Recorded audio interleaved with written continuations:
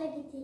वो जा रहा था तो उसे एक मटका दिखाई दिया, उसमें पानी कम था, उसका मुंह नहीं जा रहा था, इसीलिए उसने उसमें थोड़े पत्थर डाले, फिर डालते ऊपर आ गया पानी, फिर उसने पिया।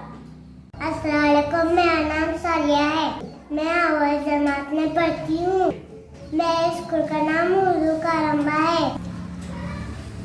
मैं कहानी सुनाऊंगी। एक गांव में दो बकरियां थी।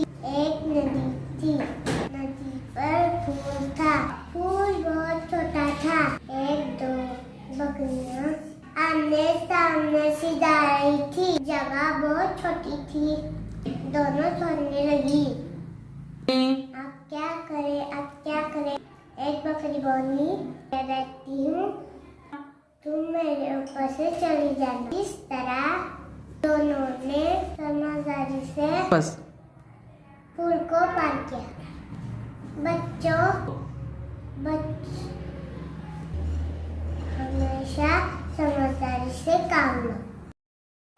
अस्सलाम वालेकुम, मेरा अशफाक शेख है, मैं अव्वल जमात में पढ़ती हूँ।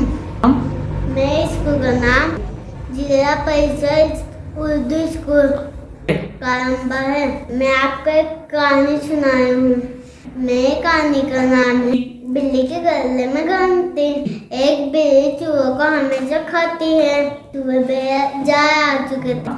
चूहों ने सोचा बिल्ली से कैसे बचे। सबने एक मीटिंग बुलाई। एक कुछ चूहा बोला, बिल्ली के गले में घंटी बांधते हैं, जब बिल्ली चलेंगी टन टन आवाज आएगी, हम सब हाथ जाएंगे। सब बोले अरे तो बादशाह है, बिल्ली के गले में कौन घंटी बांधने का। ये सुनकर सब भाग गए।